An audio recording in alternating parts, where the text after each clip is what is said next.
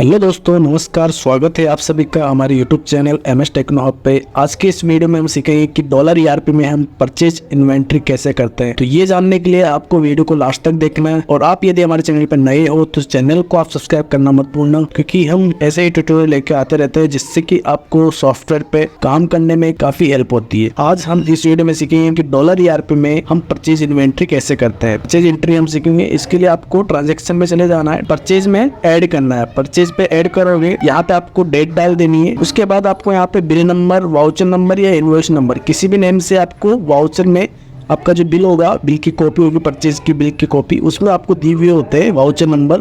तो वो bill number आपको यहाँ पे डालने होते हैं। इसके बाद आपको यहाँ पे जो भी आपकी पार्टी है उस पार्टी का नाम सिलेक्ट करना होता है। अगर आपके पास यहाँ पे वो पार्टी का नाम आ रहा है तो यहाँ पे आप डायरेक्टली उसको सिलेक्ट कर लेना। अदरवाइज यदि आपको वो पार्टी यहाँ पे नहीं आ रही है तो उस कंडीशन में आपको उसको क्रिएट करनी पड़ती है। तो क्रिएट करने के लिए बस सिंपली आपको यहाँ पे ऑल्ट सी बटन प्रेस कर देना है। आपको यहाँ पे वो अकाउंट मास्टर क्रिएट कर लेना है। अकाउंट मास्टर क्रिएट करने के लिए जो भी आप यहाँ पे अकाउंट का नाम है वो आप टाइप कर देना। ऐसा ट्रेडर्स से हम परचेज चला रहे हैं, तो ऐसा ट्रेडर्स से यदि अपने पास मिला है तो ऐसा ट्रेडर्स का नाम आपको यहाँ डाल देना। अपनी ये परचेज पार्टी है, इसलिए यहाँ पे मैंने परचेज पार्टी सेलेक्ट किया तो ऑटोमेटिकली संडे क्रिएटर आ जाएगा। यहाँ पे ध्यान देना है कि अगर आपकी परचेज पार्टी का अकाउंट अपन क्रिएट कर रहे हैं तो यहाँ पे आपको उसको संडे क्रिएटर सेलेक्ट करना है। अगर सेल पार्टी होती तो यहाँ पे संडे क्रिएटर सेलेक्ट होता है। ओके, ओपनिंग बैलेंस इसका कुछ होता है तो वो यहाँ डाल देते। इसका एड्रेस, वो सारी चीज़ें आपको यहाँ पे डिफाइन कर देना है। सेम स्टेट है तो स्टेट आपको यहाँ पे डालना है। अदर स्टेट तो सारी स्टेट्स यहाँ पे बाई डिफॉल्ट क्रिएटेड है, बस आपको यहाँ पे सिलेक्ट करना है। ओके, नेक्स्ट आपको यहाँ पे उनके मोबाइल नंबर यहाँ पे एंटर कर देना है। नेक्स्ट अपन यहाँ पे नेक्स्ट पे क्लिक करेंगे या फिर F2 प्रेस करेंगे। लीगल इन्फॉर्मेशन में हमें यहाँ पे टाइप करना होता है कि ये पार्टी रजिस्टर्ड है। अगर रजिस्टर्ड है तो इसकी जीएसटी नंबर आपको यहाँ पे डाल देना है। यहाँ पे पहले आपको रजिस्टर करना होता है। इसके जो भी जीएसटी नंबर है वो आप यहाँ डाल देते हैं। इसका डिटेलली मैंने एक वीडियो बनाया हुआ है, उसका लिंक मैं आपको डिस्क्रिप्शन में दे दूंगा। वहाँ पे मैंने ये सब कुछ बताया हुआ है, तो आप वहाँ से वो सब चीज़ें चेक कर सकते हैं। तो यहाँ से मैं अभी डायरेक्टली कंट्रोल S करके इस मास्टर को सेव कर देता हूँ। ऐसा ट्रेडर्स के नाम से जो पार्टी है वो हमारी क्रिएट हो चुकी है। अब आपको यहाँ पे अगली बार से जब भी इसका बिल आता है तो बस सिंपली यहाँ पे सर्च करना है, ऐसा ट्रेडर्स एंटर करोगे तो यहाँ पे ऐसा ट्रेडर्स आपको सिलेक्ट होकर आ जाएगा।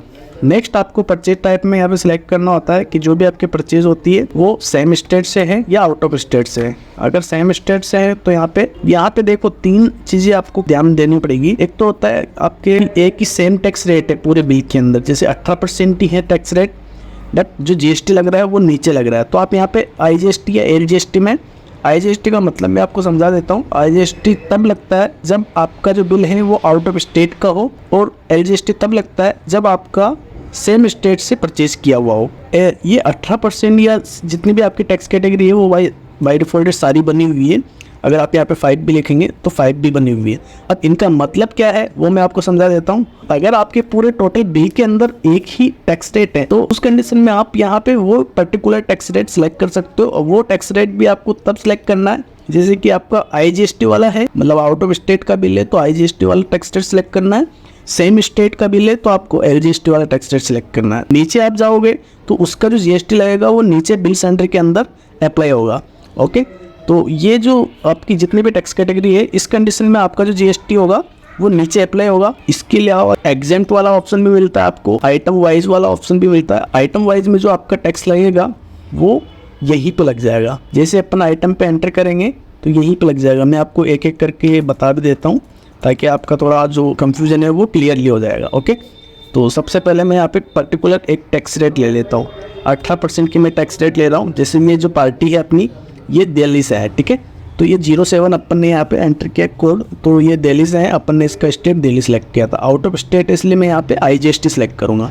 अगर ये सेम स्टेट से होता तो यहाँ पे एलजीएसटी सेलेक्ट करता। ओके, तो यहाँ पे मैं आईजीएसटी सेलेक्ट करता हूँ। एंटर करने के बाद जो भी अपना आइटम है वो 18% वाला आइटम मैं यहाँ पे सिलेक्ट कर लूंगा। ओके, कि मेरा 18% यहाँ पे मैंने जीएसटी सिलेक्ट। अब यहाँ पे जितनी भी क्वांटिटी आई है वो सारी कुछ एंटर किया, प्राइस डाल देनी है। तो जो आईजीएसटी जो सिंगल रेट जो होती है वो अगर मैं यहाँ पे परचेज टाइप में सिलेक्ट करता हूँ सिंगल जीएसटी रेट, तो उस कंडीशन में यहाँ पे आपको जो टैक्स लगेगा वो नीचे लगेगा बिल सेंटर के अंदर। यहाँ पे अप्लाई टैक्स करना पड़ता है, तो उस कंडीशन में जो जीएसटी लगेगा वो नीचे लगेगा। क्लियर है। अब नेक्स्ट हम सेलेक्ट करते हैं यहाँ पे आइटम वाइज। तो आइटम वाइज में होगा क्या कि आपका चाहे 12% का आइटम है वो भी आ जाएगा, 18% का वो भी आ जाएगा, कोई प्रॉब्लम नहीं है। यहाँ पे आपको क्वांटिटी डाल देनी है। क्वांटिटी डालने के बाद हम जैसे यहाँ पे प्राइस डाल देते हैं, प्राइस हमने डाला तो जो जीएसटी लगेगा वो आइटम वाइज ही लग जाएगा, यहीं पे वो जीएसटी लग जाएगा। क्योंकि जैसे ही अपन एंटर करेंगे लास्ट नेट अमाउंट वाली विंडो पे, तो आपके सामने इस तरह से विंडो अपेयर होगी।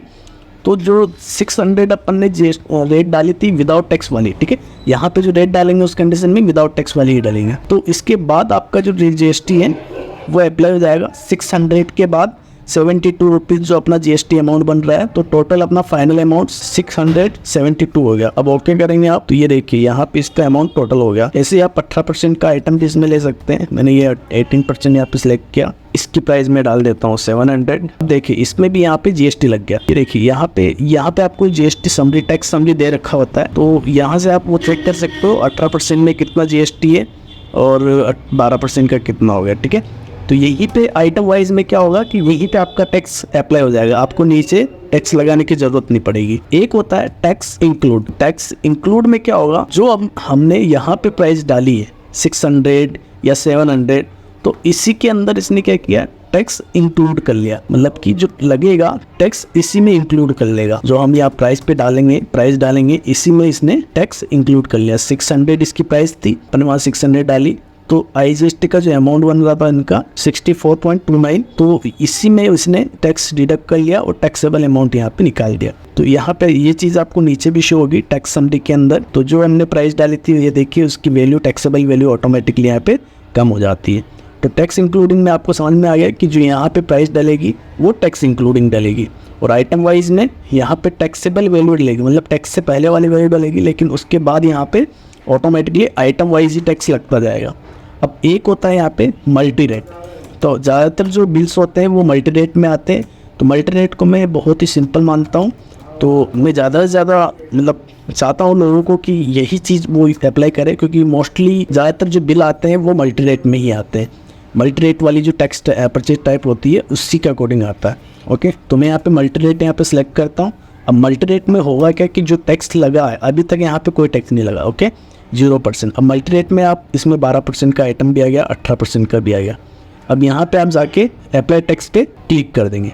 अब देखिए मल्टी रेट में फ़र्क सिर्फ इतना है कि आप जैसे यदि आप 18% या 12% ही ले लेते हैं ओनली, तो उसमें ओनली सिंगल टैक्स कैटेगरी का आप टैक्स अप्लाई कर पाते हैं। बट यहाँ पे हमारा 12% वाला टैक्स वाला भी आ गया और 18% वाला भी आ गया। तो ये एक बहुत ही सिंपल फॉर्मूला है, आप इस तरह से इसको करोगे तो काफ़ी आसानी से कर पाओगे। ओके, तो यहाँ पे अगर कहीं पे कुछ कंफ्यूजन हो तो आप हमसे कमेंट बॉक्स में पूछ सकते हो, हम आपको वहाँ से ज़रूर रिप्लाई करेंगे। अगर आपको फिर भी कुछ प्रॉब्लम आ रही है तो आप हमारे सपोर्ट नंबर पर कॉन्टैक्ट कर सकते हैं हमसे, हम आपको ज़रूर सपोर्ट करेंगे। ओके, ठीक है, तो आगे बढ़ते हैं। इस तरह से हमारा यहाँ पे बिल कंप्लीट हो गया, तो टैक्सेबल वैल्यू हमें यहाँ पे नज़र आ जाती है। उसके बाद जितना भी टैक्स लगा वो आ गया। अगर आप चाहते हो कि यहाँ से मैं इसको इंसर्ट करूँ तो यहीं पर आप राइट क्लिक करेंगे तो इंसर्ट रो आ जाएगा। आप यहाँ पे चाहो तो फ्लाइट एंड फॉरवर्डिंग चार्जेस भी यहाँ पे लगा सकते हो। फ्लाइट एंड फॉरवर्डिंग चार्जेस जितने भी हैं वो आप यहाँ पे आप अप्लाई कर सकते हो। तो इसके बाद भी इस पर जीएसटी लग जाएगा। अगर ये flight and forwarding charges GST से पहले लगाते हैं तो इसके ऊपर भी जीएसटी अप्लाई होगा। अगर ये flight and forwarding charges GST के बाद लगाते हो यहाँ पे तो इस पर टैक्स अप्लाई नहीं होगा। ये दोनों कंडीशंस होती है। तो अगर आपके बिल के अंदर पहले लग के आ रहा है तो आपको यहाँ पे पहले लगाना है, अगर बाद में लग के आ रहा है तो बाद में लगाना है। इसके अलावा अगर आप इसको F9 करके मतलब हटाना चाहते हो, डिलीट करना चाहते हो इस वाली लाइन को, या फिर पर्टिकुलर कोई आपने एक ही आइटम 2 बार ले लिया यहाँ पे और उसको आपको डिलीट करना है या हटाना है, तो सिंपली आप अपने कीबोर्ड से F9 प्रेस करोगे। F9 प्रेस करेंगे तो आपकी जो लाइन है वो डिलीट हो जाएगी। Okay, single line. अब यहाँ पे जैसे आपको जीएसटी के अलावा फ्लाइट एंड फॉरवर्डिंग चार्जेस के अलावा डिस्काउंट भी आया है, तो आप एक और इंसर्ट रो करेंगे, राइट क्लिक करके डी आप यहाँ पे टाइप करोगे तो डिस्काउंट करके आपको यहाँ पे ऑप्शन शो हो जाएगा। डिस्काउंट मैंने यहाँ पे डाला, जैसे आपको 10% इसमें डिस्काउंट आया तो 10% आप यहाँ पे डालोगे तो ऑटोमेटिकली इसमें से जो आपका 2000 रेट था उसमें से 10% आपका इसमें से डिडक्ट हो गया। तो टोटल जो अमाउंट हो गया अब आपका 2299.37 है। अब 37.37 जो है ये ऑटोमेटिक राउंड ऑफ हो जाता है। जैसे आप सेव करने जाओगे इसको F2 करके या फिर सेव बटन पे क्लिक करके, मैं इसको सेव बटन पे क्लिक किया, ये देखिए राउंड ऑफ है 0.37, वो ऑटोमेटिकली राउंड ऑफ हो जाता है और इसको ओके करके आप सेव कर देंगे। ठीक है, तो इस तरह से आप अपना परचेज बिल ऐड कर सकते हो। अगर आपको इसमें कुछ करेक्शन करना है तो यहाँ पे पीछे आएंगे, हम मॉडिफाई मोड में आप जाएंगे, ओके करेंगे तो जो भी आपका बिल नंबर है वो यहाँ पे डालना है, आपको एंटर करना है। ओके करोगे तो आपको यहाँ पे इसका बिल फिर से ओपन हो जाएगा। ओके, तो इसमें आपको जो भी चेंज करना है वो आप अपने अकॉर्डिंग फिर से, अगर बिल में कुछ मिस्टेक रह गई तो आप यहाँ पे फिर से चेंज कर सकते हो। अब यदि आपको इसका लेज़र देखना है तो डायरेक्ट ऑल्ट एल से भी इसका लेज़र देख सकते हो। ऐसा ट्रेडर का अपने को लेज़र देखना, ऐसा ट्रेडर यहाँ पे सिलेक्ट किया तो आपको यहाँ पे आ जाएगा। एंटर करेंगे तो इसका यहाँ पे लेज़र शो हो जाएगा। इस तरह से आपको लेज़र शो हो जाएगा। आप चाहो तो यहीं से इस पर एंटर भी कर सकते हो। एंटर करोगे तो आपका जो ये बिल है, परचेज बिल, इस तरह से यहाँ पे ओपन होके आ जाएगा। अब इसमें आपको वापस से कुछ मॉडिफाई करना है तो ये मॉडिफाई मोड में ओपन हो गया, ठीक है। आप इसको वापस से कुछ मॉडिफिकेशन करना है तो वो आप कर सकते हो अपने अकॉर्डिंग, ठीक है दोस्तों। ऐसी और इंटरेस्टिंग वीडियो के लिए आपको चैनल को सब्सक्राइब जरूर कर लेना है और मिलते हैं नेक्स्ट वीडियो में। Thank you.